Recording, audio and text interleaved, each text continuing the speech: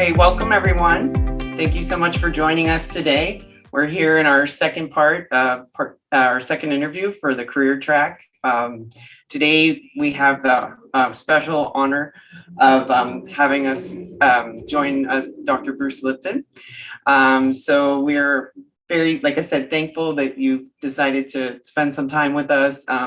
We sincerely hope that you walk away from this event inspired and you take the time to reflect on some of the important concepts presented.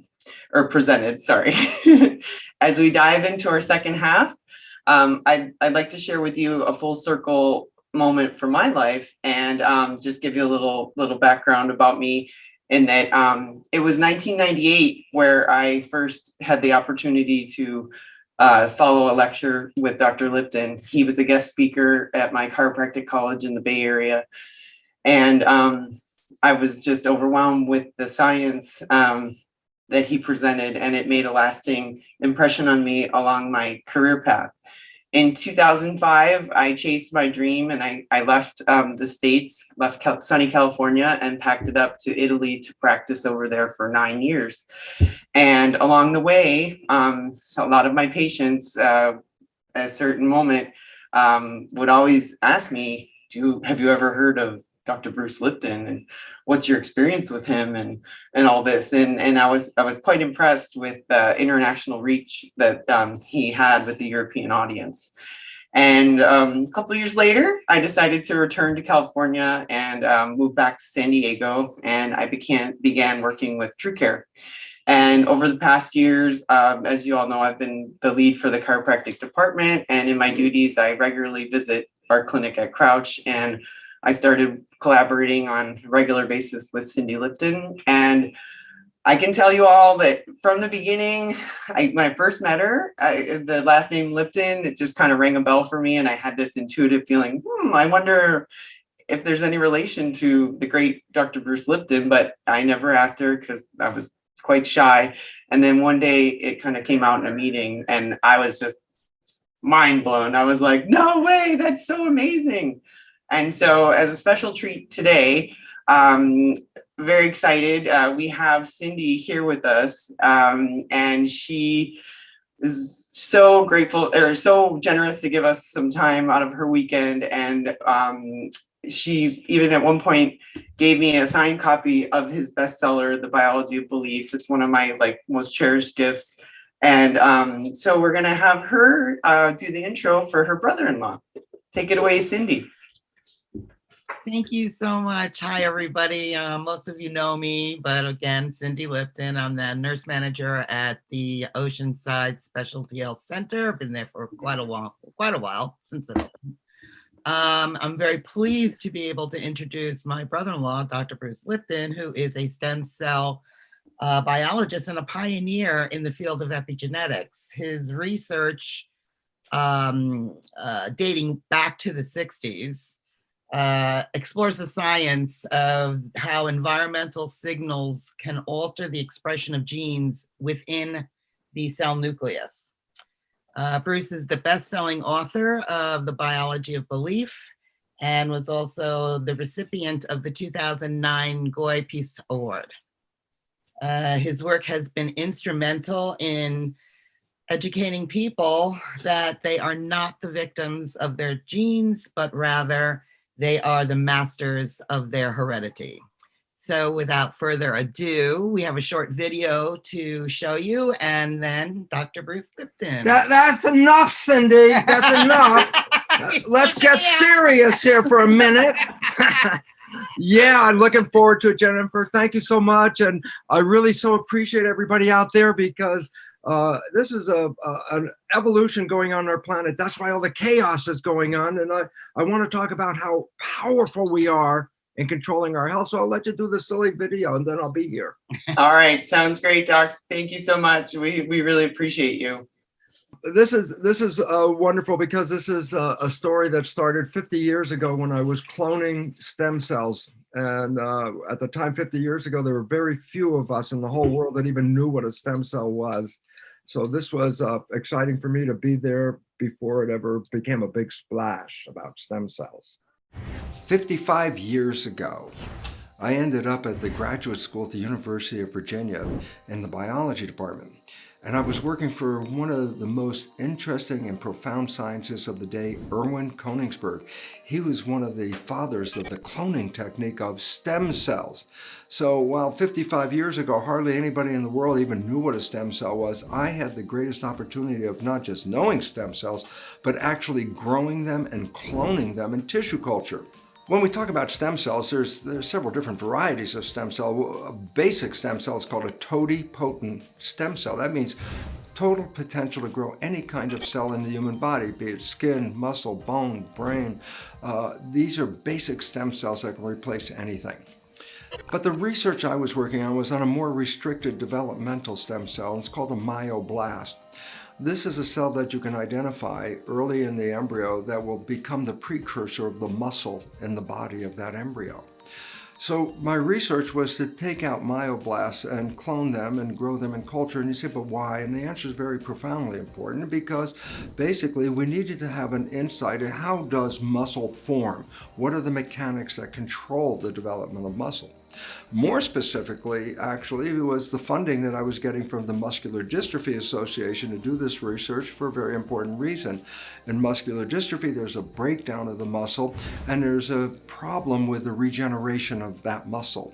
So by working with the stem cells that generate muscle, we were going to get some insight into the mechanics of how to repair muscular dystrophy problems. My major advisor, Erwin Koenigsberg, gave me some advice at that time that I didn't realize was so powerfully influential on the rest of my life. I didn't even understand, I didn't even see it as it came down. And I said, what was that advice? And Irv told me, when I plate the cells out into my culture dish, that if the cells don't look right and they form these irregular looking cells, he said, before you blame the cells for the problem, the most likely source of the problem are the conditions of the environment, the culture medium in which I grow the cells. If the cells aren't growing well, it's not because the cells can't grow well, it's because the conditions I provided weren't the best. After Irv's advice about how the environment changes the fate of the cells, it led to an experiment that changed my entire life, a whole new experiment, an awareness that actually introduced something brand new to the whole field of biology. And that was the understanding of epigenetics. So the necessary experiment to decide how the environment was controlling all this stems from a simple understanding. I would put one myoblast in a culture dish and it would divide every 10 or 12 hours. First there's 1, then there's 2, 4, 8, 16. And I say, after a week, 30,000 cells in the Petri dish. Most important fact is, all 30,000 cells came from one parent. So I have 30,000 genetically identical cells. What I do now, here's the experiment. I split the cells into 3 Petri dishes. So each Petri dish has 10,000 cells, but all 3 dishes have genetically identical cells in them. And what do I do next? I said, I changed the composition of the culture medium because the information was saying that the environment in which the cells were growing controlled the fate of the cells. So I make 3 different versions of culture medium. And so each Petri dish gets a different version of culture medium with slight chemistry differences. But remember, all dishes have genetically identical cells. What was the result? In environment A, the cells form muscle in dish 1. But in a different culture medium, environment B, in dish 2, the cells form bone. And in dish 3, again, with genetically identical cells, yet a different culture medium, the cells form fat cells. What's the relevance? That was the clear proof that the fate of the cells were controlled by the conditions of the environment, not by the genetics inherent in the nucleus. Before you blame the cells, as Irv told me, before you blame the cells, consider the conditions of the culture medium. And in the human body, that's blood. Before you blame the cells for pathology, recognize a simple fact that only 1%, or actually less than 1% of illness is connected to genes. Over 90% of illness is connected to how you respond to the environment. And all of a sudden I say, so what's the relevance? Change how you respond to the environment and you change the characteristics of your life. You are the powerful creator, not the victim of your genes. Oh, that's wonderful. All right. So Dr. Bruce, thank you so much for being here with us today. What I wanted to say is, whether you're aware or not, the hashtag the hashtag just Bruce Lipton on Instagram has over 45,000 posts. Your YouTube subscribers, last time I checked, was close to 450,000 people. That's just amazing. I feel that you have all these people, then you're not even trying to promote yourself and they're just arriving. And in my feed in the morning when I have my coffee, I come across some quotes from you. And today I'm sporting another gift from Cindy. This is my favorite t-shirt. And on this quote, this is probably the one that I think will go down as your most famous, you know, as we remember Bruce Lipton for decades to come. It's the moment you change your perception is the moment you write the chemistry of your body. So let's jump into this. I know that our time with you is limited today, and let's talk about your bestseller, The Biology of Belief. Oh, thank you so much. And because the time is going, I want to talk faster, but you can listen faster, so everything is going to work. And the point about that video is simply this, is that when you put cells in a culture dish and you clone them, that means all the cells in the dish are genetically identical. Okay, fine. But you change the culture medium, and this is what's important. What is culture medium? And the answer, that's the laboratory version of blood. So if I grow human cells, I say, what is human blood made out of? And then I make culture medium. Or I grow mouse cells, what is mouse blood made out of? And I grow mouse culture medium. But since I can create the culture medium in the lab, I can change some of the character. And that's what I did in the experiment. And I said, look, 3 different culture medium environments, 3 different fates with genetically identical cells. I go, what does it mean? It was the environment that determined which genes were going to be read. Now I say, so what? I got cells in a plastic dish. What does that mean about me? And then I tell you, here's the beautiful part. When you look in the mirror and see yourself as a single entity, I go, no, that's an illusion. You are made out of 50 trillion cells. The cells are the living entity.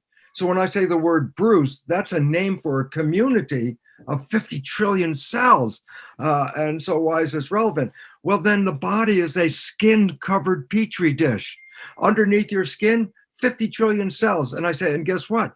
You have the original culture medium. I say, what's that? Blood. And I go, so what? Here's the point. Does it make a difference if the cell's in the plastic dish or the skin dish? I go, it's still controlled by the environment, the blood. And then I say, oh, so the chemistry of the blood controls your genes. I go, yes. And then comes a big question. Well, who controls the chemistry of your blood? And I go, the brain is the chemist that puts the chemistry into the blood. And I go, next and last big question. So what chemistry should the brain put into the blood? And I go, whatever picture you have in your mind, the brain translates that into complementary chemistry. Example, if I have a picture of love in my mind, I release oxytocin into the blood. That's the bonding to the love source. I release dopamine into the blood. That's the pleasure of having love. I release vasopressin into the blood, another chemical into the environment that makes you more attractive to your partner, so your partner stays. And most importantly, growth hormone comes out of a brain that sees love. And I say, what does that mean? That's why people are so healthy when they fall in love, so vital. The chemistry of their culture medium enhances vitality and love, and that's great. But I say, what if you have a picture of fear? I go, oh, those chemicals don't get released into the blood. I say, what gets released in the blood? I go, stress hormones and chemicals called cytokines that affect your immune system. And I go, well, this is different chemistry. I go, yeah, and different fate. You get into protection mode with a vision of needing protection, or you get into a growth mode when you see a picture of love. So I say, oh, well, then you're adjusting the growth medium every day by what you see. I go, so why is it relevant? Well, it's the chemistry of the growth medium that determines your health. And I go, so why is that relevant? And then it comes most important fact of science. Less than 1% of disease is connected to genetics. And we've been blaming everything on genes. I go, no, that it's based on how we respond to the world, our perceptions of the environment, because our perception is what's going to create the chemistry. Perception of love, good chemistry. Perception of fear, protection chemistry. That's a different game. And I go, so why is it relevant?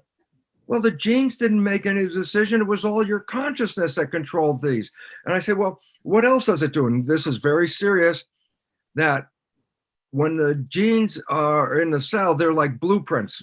And I go, why is it relevant? And here's the very serious question. A gene is a blueprint. It makes the model of how to make proteins, which are the physical parts of the body.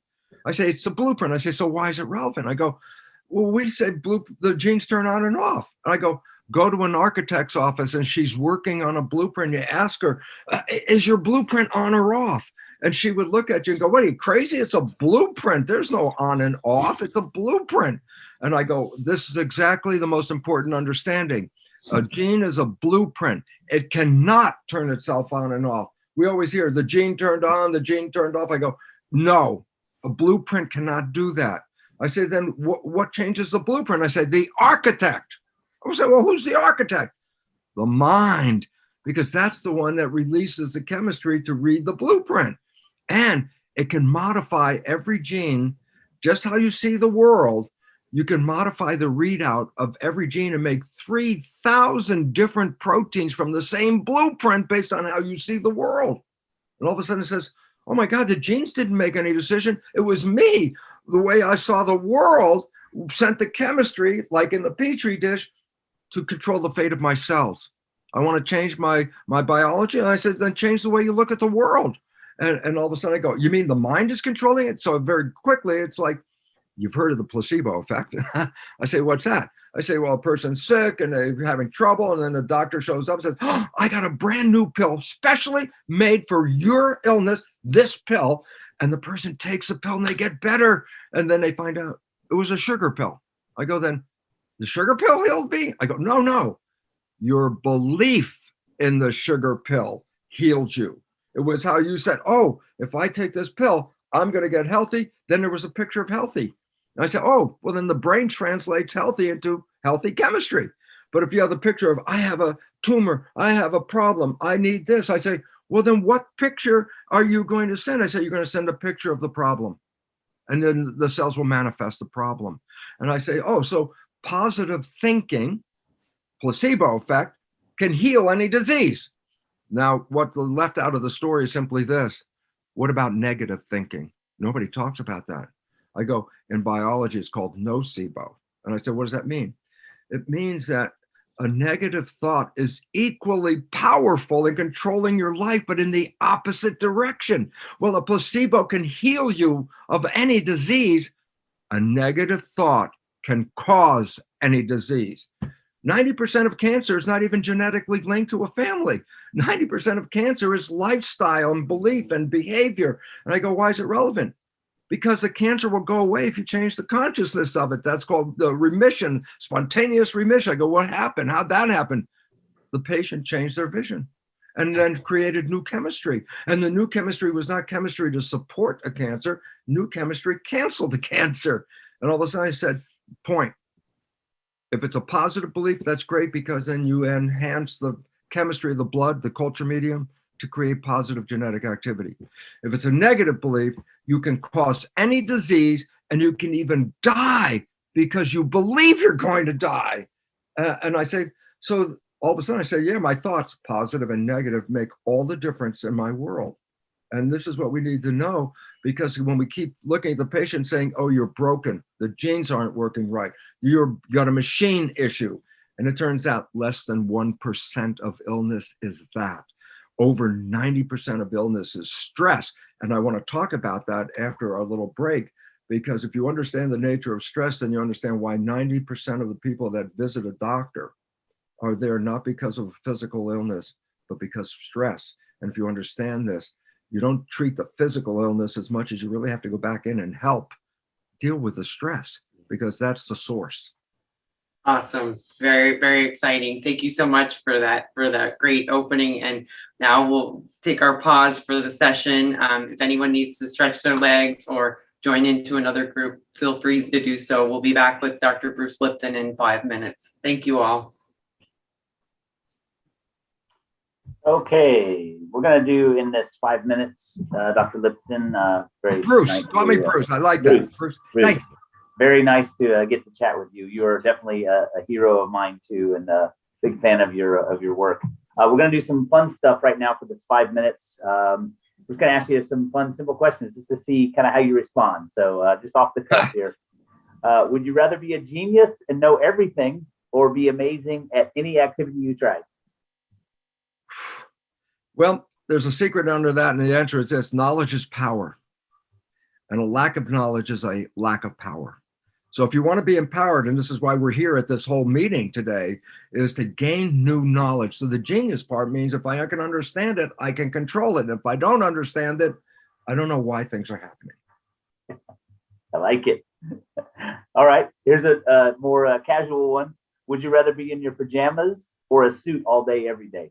Oh my God, pajamas. I was like, I answered that question before you even finished asking that question.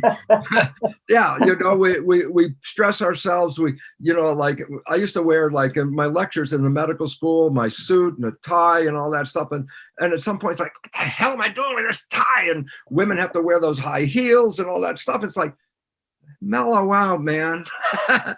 If you're at ease in yourself, then you're at ease in your job. And that's the pajama boy right here. The pajama boy, I like that. All right, would you rather go into the past and meet your ancestors, or go into the future and meet your great grandchildren? I guess I'd rather go into the past, because if you know the future and all of a sudden you realize it's not that good, what the hell you want to do now? If I saw the past, I say, okay, I'll do better. But if the past is I already did worse, I'm already in trouble. So let's go to the past. I like it. Okay, would you rather speak to animals or know other people's thoughts? I'd rather speak to animals, because if I have like other people's thoughts, I'd be like a radio playing all day with stations I didn't want to hear. Would you rather lose your ability to speak or the ability to hear? I love hearing. I love hearing because that's where the music and the joy and the words come from. And if I can't speak, I'll write it on a note and tell you what I'm thinking. I love it. All right. Speaking of listening and hearing, would you rather only be able to whisper or only be able to shout? Oh, whisper for sure, because you get a microphone, you want to shout, just whisper into the microphone. Then we can shout it. Okay. There you go. All right. Okay. Would you rather talk like Yoda or breathe like Darth Vader for the rest of your life? Ooh, I can't answer that question because I'm not familiar enough to make a choice on that one. You can tell. Which one do I want, Jason? Yoda. I think Yoda's a pretty wise character. So he just kind of talks funny, reverses his words. So, yep. All right. Would you rather eat only cheese for a year or not be able to eat cheese for a year?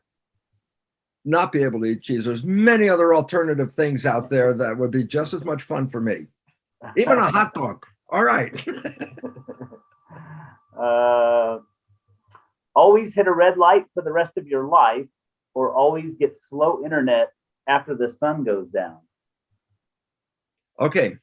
My quick answer for that is slow internet after the sun goes down, because that's time to let go of the damn thing of the world and stay at home and enjoy your life and keep the noise out of your head, because it's the noise that changes the picture and the picture changes the biology. I don't want to hear it. Okay. Would you rather be reincarnated as a sea creature or as an airborne creature? Airborne. I like the flying part.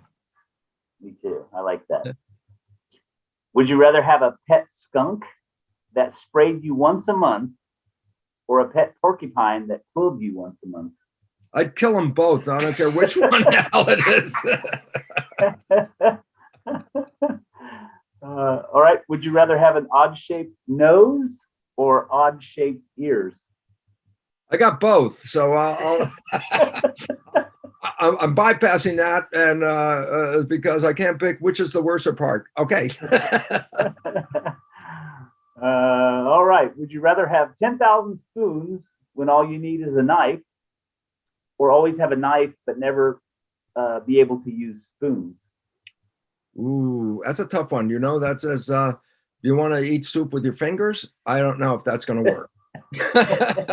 And if you sharpen enough spoons, you can make them into knives. Okay. Awesome. Okay, last one here. Would you rather be poor and work at a job you love, or rich and work at a job you hate?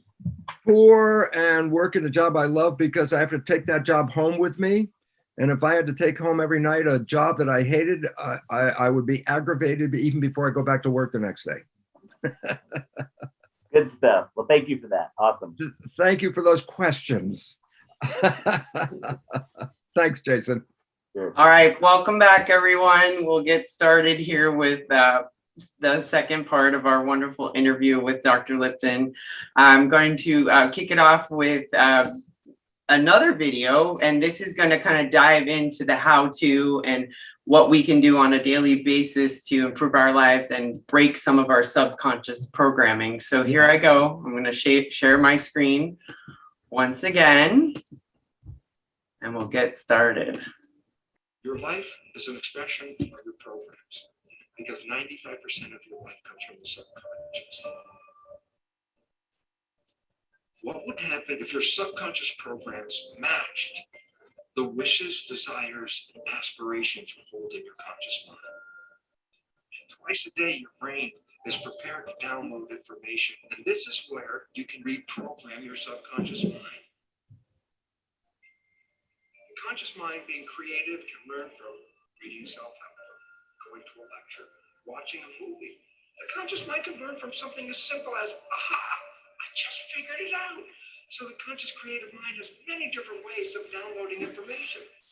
But the two minds are not connected in the sense that if the conscious mind learns something, does it mean that the subconscious mind has learned this as well? And the answer is absolutely not. The conscious mind learns through its creative processes, but the subconscious mind learns primarily in two ways. I say, so what's different? I say, conscious mind, read a book, watch a movie, hear a lecture, it's downloaded, it already knows. Subconscious mind doesn't learn that way. The subconscious mind is a habit mind. Well, there's two ways to get programs into that subconscious mind. Number one was the way we downloaded information into the subconscious mind in the first 6 or 7 years of life, and that is this. The subconscious mind is operating at a vibrational frequency of theta, which is hypnosis. So it says, oh, yes, you can download information straight into the subconscious if your mind is in a state of hypnosis. So that's one way of acquiring a program. I said, well, the first 6 or 7 years, that's the brain of a child is predominantly operating in theta hypnosis, but now you're older. Now what do you do? I go, well, here's an interesting fact. Twice a day, your brain goes through a period of theta vibrational activity. Twice a day, your brain is prepared to download information through hypnosis. I said, well, when does that occur? Well, remember, there are vibrational frequencies that ramp up when you're sleeping. You're at the lowest vibrational frequency called delta. As you start to wake up, but you're not fully awake, that's twilight reverie. That's where you're just waking up and everything. You're still in the dream world. You're in the real world. You're mixing the two. That's a period called theta. So you go from dead sleep, delta. As you begin to wake, the vibrations start to go up and you're in theta. So there's a period of theta where hypnosis can occur. But as you get more awake, theta gets to a higher vibration. Alpha, that's calm consciousness. You're just waking up. You're doing your routine chores and getting ready to leave the house. And by the time you're getting ready to go to work or at work, your brain ramps from alpha, calm conscious, to beta, which is the active consciousness that we usually engage in busy world in which we live. Well, then you come back home. Well, you've been operating beta at work, and guess what? You come home, you start to calm down, your brain slips into the lower vibrational frequency, alpha, calm consciousness, and as you start to get ready to go to bed, guess what? From alpha, it drops down to theta, as you start to fall off to go to sleep. And when you finally are in sleep, you go from theta to delta. So that means as you're going to sleep, as you're going from the alert state to the sleep state, you also pass through theta. So twice a day, your brain is engaged in theta. On the way in waking up, going from delta to higher vibrations, you pass through theta. On the way of going to sleep, you go from higher vibrations to delta, and again, pass through theta. So twice a day, your brain is in a state where it is in a state of hypnosis theta. And this is where you can use subliminal tapes to reprogram your subconscious mind. As you go to bed, if you put earphones on with subconscious programming to change whatever behaviors you want to change, as you're going to bed, those earphones on your head, as you go into theta, your alpha consciousness is now disappearing. You're in theta, and in that period of theta, which is Twilight Reverie, the recording of the tape is being downloaded straight into the subconscious. And that's how subliminal tapes work. So if you want to change a program, you can select a tape that will have the program that you desire to put into your brain. And every night as you go to bed, just put the earphones on, and you will be in a process of self-hypnosis. Hypnosis is indeed the first way the subconscious mind learns. But after you pass 6 or 7 years of age, the subconscious mind learns in a different way. And that's called habituation. Meaning, if you repeat something and repeat it and repeat it, the subconscious mind will download it and make it a habit. So, for example, you wanted to learn the ABCs. ABCs, you started A, B, C, D, E, and then you could remember, and then you start A, B, C, D, E, F, G, and you repeat it, and finally you get to Z. And guess what? After repeating the alphabet hundreds of times, there's a point where now it's part of the subconscious. So guess what? It's now downloaded in your mind. If I ask you to give me the sequence of the alphabet, you can simply rattle off unconsciously A through Z without even thinking about it. Why? You created a habit that downloaded the alphabet. So after you're 6 or 7 and you want to change programming your life, the way of doing it is the conventional way, is creating a habit, repeating something on almost a religious level. Let me just make it clear. A sticky note on the refrigerator is not a habit. A sticky note on the refrigerator is more or less a wish. Wanted to share with you is my former boss in Italy used to always give out a copy of your book to his pregnant patients. And the section of the biology of belief where it talks about the baby inside the mother's belly experiences every thought the mother thinks. So as we dive in further to these rituals and how we can, learn how to break some of these programs, I think I just wanted to talk with you about, it sounds like it can even happen before birth. Well, the beautiful part about this is the brain is a computer. That's a clear fact. And it has the same functions and systems as our silicon conventional computer that people is watching right now. And so here's the insight.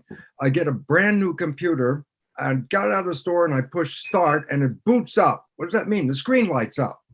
I say, oh, great, got a brand new computer. Let's do a drawing. Let's do a story, a spreadsheet. And I say, no, I can't do it. And I say, why not? You got a brand new computer. I say, not until I put programs in the computer can I use that computer. And so I say, oh, and then after I got the programs in, then I can type and I can interface the computer, but without a program, I can't do anything. The human brain as a computer gets programmed starting in the last trimester of pregnancy through age 7 because the brain function is not high enough for consciousness most of the time. It's a little lower. And I say, that's what we said, theta, hypnosis. I say, why is it relevant? And the answer is very important. How many rules must a child learn to be a member of a family and a member of a community? There's thousands of rules to be a person in a community. I go, an infant can't read the book. I go, no, the infant brain is actually like a video recorder. It watches the mother, it watches the father, the siblings, it watches the community, downloads their behavior. Those are the programs. After age 7, a child then can work the computer and do what it wants, okay?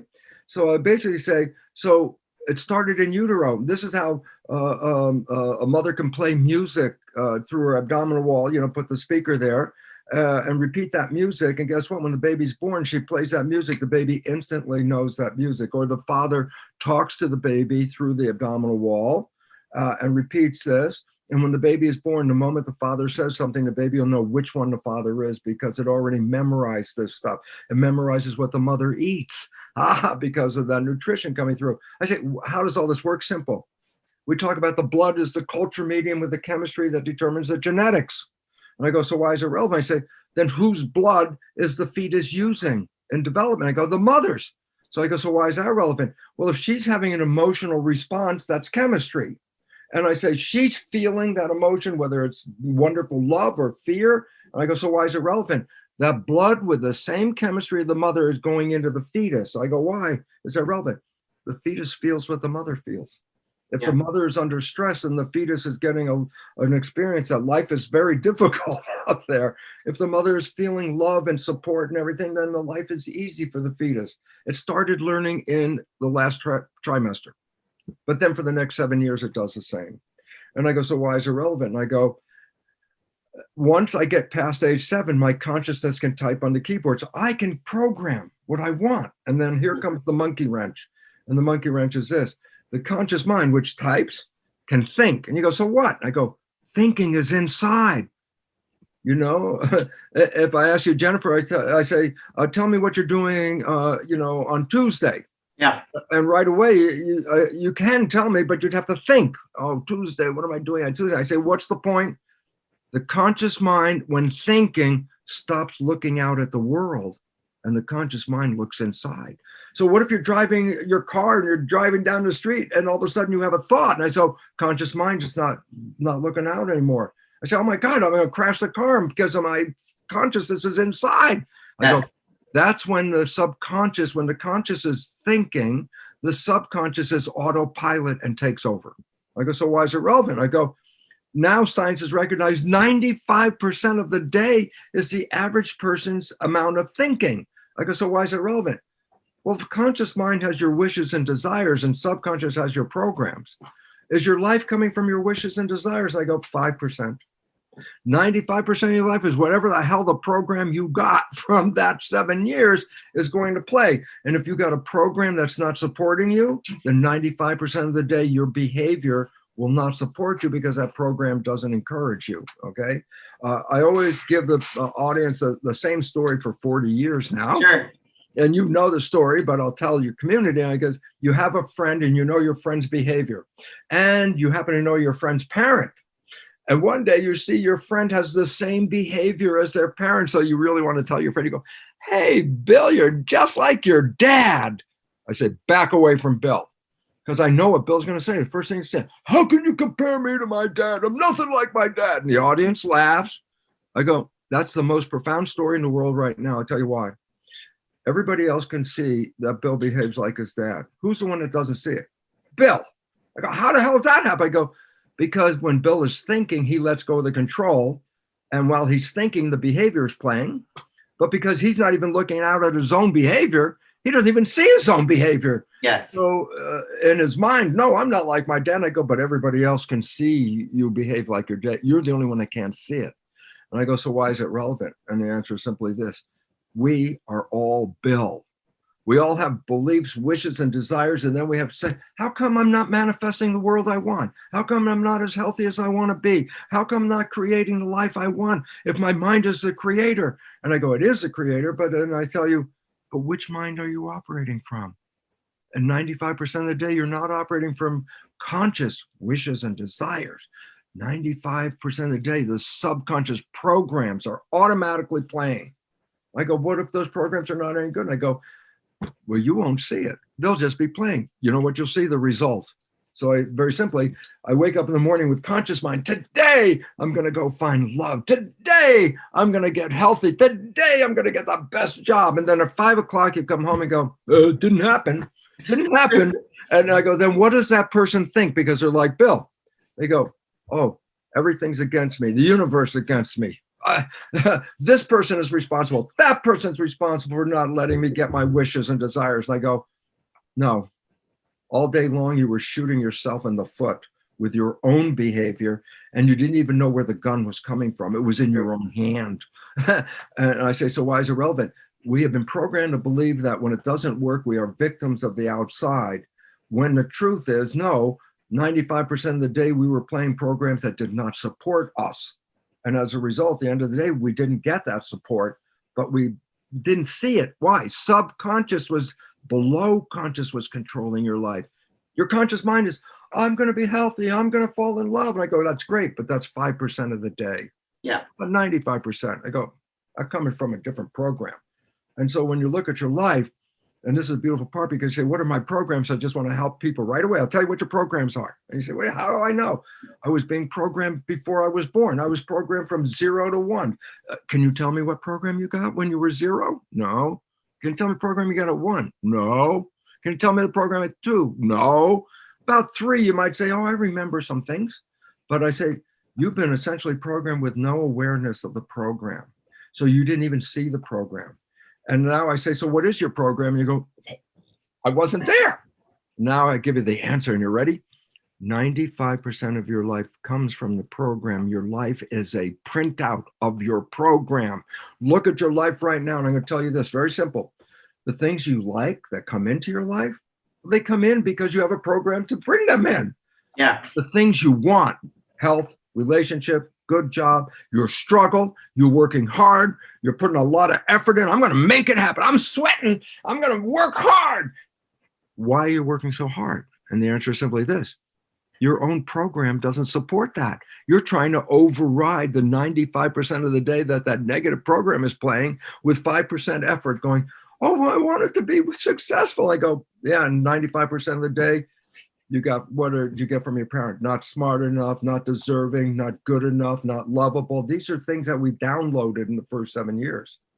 And a very interesting fact is this, for 400 years, the Jesuits have told their followers the absolute truth, and nobody understood what they were talking about. I go, what do you mean? They would say, and this is a fact, for 400 years, they would say, give me a child until it is 7 and I will show you the man. What the hell does that mean? The answer is, just as I said, science has said, the first 7 years you're in theta, program. That's where you're learning. Then I said, but what about the rest of your life? I go, 95% of the rest of your life, program. So if I can control the first 7 years, I control the rest. And that's what they said. Give me a child until 7, I will show you the man. Meaning, if you let me do the first 7 years of programming, I will tell you how that child's life is going to work out. Now, That's if you amazing. understood that as a parent, then you'd have to say, my God, if I say something negative, my kid, they're recording that. If I say not smart enough, not lovable, not good enough, they're recording that. And I go, so what? And I say, well, that recording is now going to play 95% of their life. Yeah. And if not good enough is the program, then unconsciously, 95% of the day, the behavior you're going to play is going to prove to you you're not good enough because it'll make it true. So the idea is this. We've always been led to believe that we're victims of our heredity. Oh, I got genes and the genes made the problem. A little important point out here. There is no gene that causes cancer. Cancer is a symptom. What do you mean? I say, well, you burn yourself, you get a blister. I say, the blister is a symptom, the result of the burn. And I go, what is cancer? I say, that's not the problem. That's a result of being in disharmony, not living in health or happiness or joy. And it's anger. And it's, an expression of, oh, I'm upset by this, but I can't deal with it. And I say, yeah, but all of a sudden, guess what? That anger makes chemistry, which will then cause a cell, a normal cell, there's no gene, any cell, to form a cancer. And I say, so what do? Oh, well, the cancer is the stupid cells. I say, so what do we do? I say, we kill all the stupid cells. I go, was that the problem? The answer is no. You know why? Cancer is going to come back. Why? You didn't change the problem. That's the result of a problem. The problem is you're not living in love. You're not living in health. You're not living in harmony. I go, so why is it relevant? I said, you want to get rid of a cancer, you have to change your consciousness, your subconscious. You have to change that. Yeah. Because that was the source. Killing the cancer cells does not stop cancer. It just temporarily slows it down until another cancer will start growing. And I go, what's it all? Belief. That's what it's all about. Very good. So shifting the gears a little on that note, Bruce, here's another quote that I found on Instagram from you. I'm going to read it to everyone. When two people become entangled, one person will conform to the energy of the other person. When one of them is a healer whose cells are vibrating at a higher level, the client's cells become entangled and their energy is lifted. That's why the old expression, physician, heal thyself, is so important, even though most don't understand it. If the physician's energy is going to influence, or in scientific terms, entrain the patients, the doctor's energy must be higher. Absolutely, because again, we're living in the belief that it's all physical and chemicals and drugs and all that. But I say, no, first it's consciousness. Fact of life. The most valid science on the planet, the one that's been tested the most and proven to be the truest, is quantum physics. And I go, oh, that's crazy. And I go, all I need to do is say principle number one, quantum physics.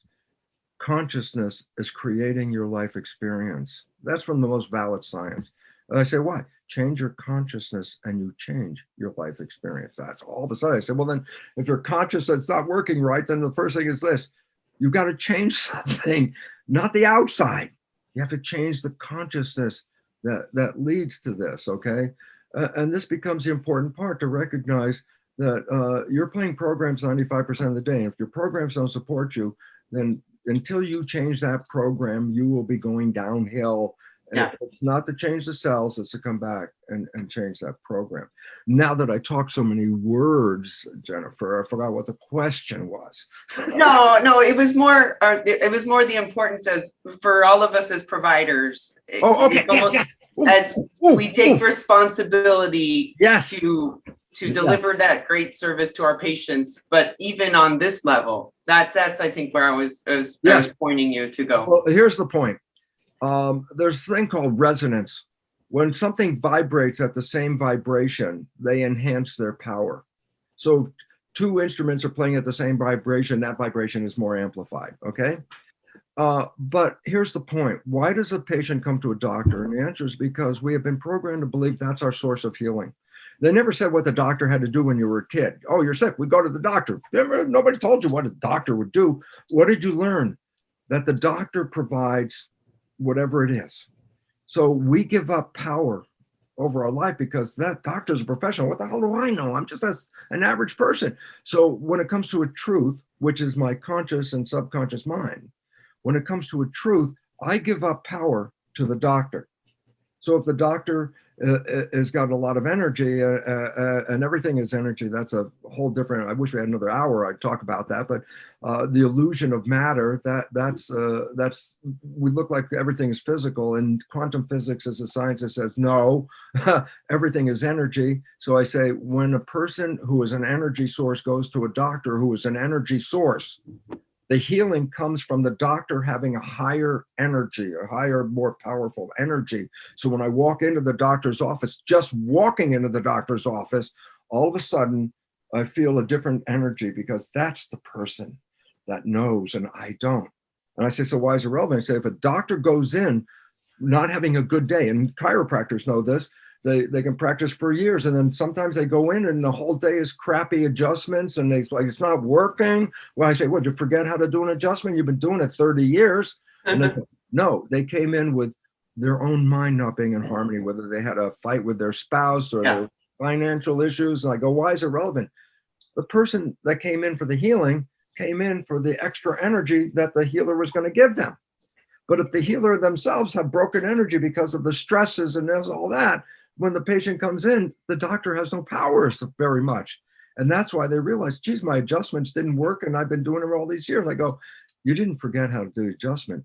But when you're touching somebody, that's called hands-on healing.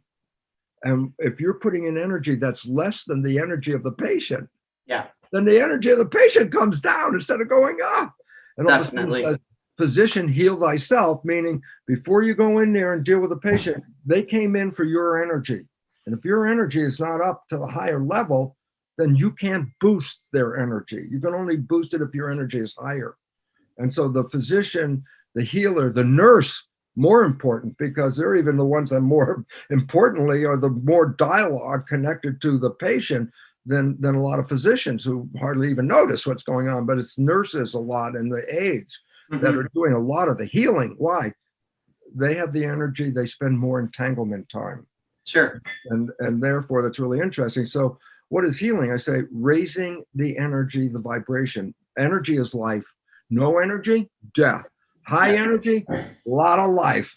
Is the physician, the healer, the nurses, the attendants, are they offering more energy than the patient has? If they do, then you're lifting the health of that patient.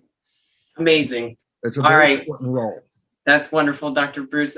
We have one last question. We're coming to the end of our session today. I have more 12 hours. I got 12 hours, don't I I? would love to spend it with you. I'm coming up there for the weekend. Tell Cindy to get the room ready. Okay. And this is where we'll tie in with a nice little bow on it, the topic of resilience. And I just kind of want to touch briefly on the pandemic and how it's affected all of our lives as healthcare workers.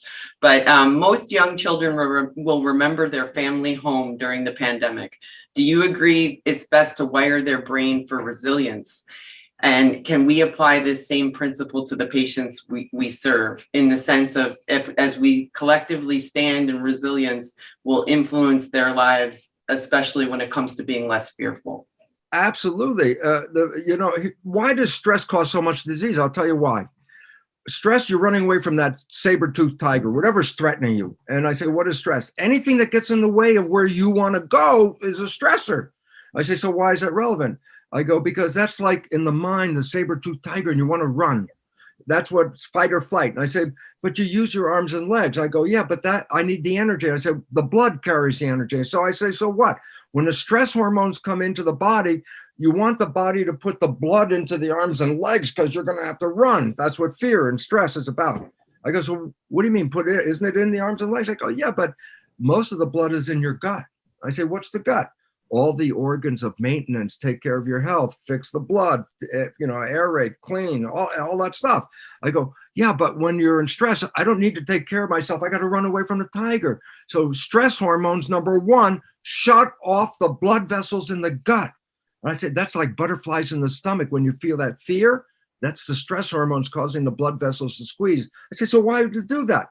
Because then the blood is pushed to the arms and legs. That's where most of the energy is needed. That's number one. So you compromise health just by having stress hormones because you're shutting it off the maintenance. But number two, the immune system uses a lot of energy. That's why when people are sick, sometimes they can't even get out of bed. I say, so if I'm being chased by a saber-toothed tiger and I got a bacterial infection, how do I want to, split the energy? And I go, the hell with a bacterial infection. The saber-toothed tiger catches you. Bacteria is not your problem anymore. So guess what? Stress hormones by function shut down the immune system. And I go, and it's so effective that when doctors want to transplant a foreign organ into a recipient and they don't want the recipient's immune system to reject the foreign organ, before they do the transfer, they give the recipient stress hormones to shut off the immune system so it doesn't reject the foreign organ. I say, the stress hormones are so effective at shutting it off. They use it therapeutically to shut it off. And I go, why is it relevant? Because our entire world is in such stress all the time that they're dripping stress hormones. And I say, what are they doing? They're shutting off the growth and maintenance of the body. They're shutting down the immune system. I say, net result, illness and death from stress. And that is why up to 90% of illness comes from stress, because the chemistry of stress redirects your energy to run, not to be conscious and aware and healthy. All right. Well, thank you so much. It's been an amazing session here with you. We'd love to have you in person next year. We'll see if we can all get back to having a live event. Thank you again for your time and all the work that you've done. I'm going to guide I'm bringing somebody back into the show. There she is. There she is. That's Cindy. All right, guys. Well, you guys have a great time together. Enjoy your weekend. Thank you so much, and we'll see you soon. Okay, take care. Bye, everybody. Thank everybody out there. Thank you. Thank you, Bruce. You're so amazing. Thank you.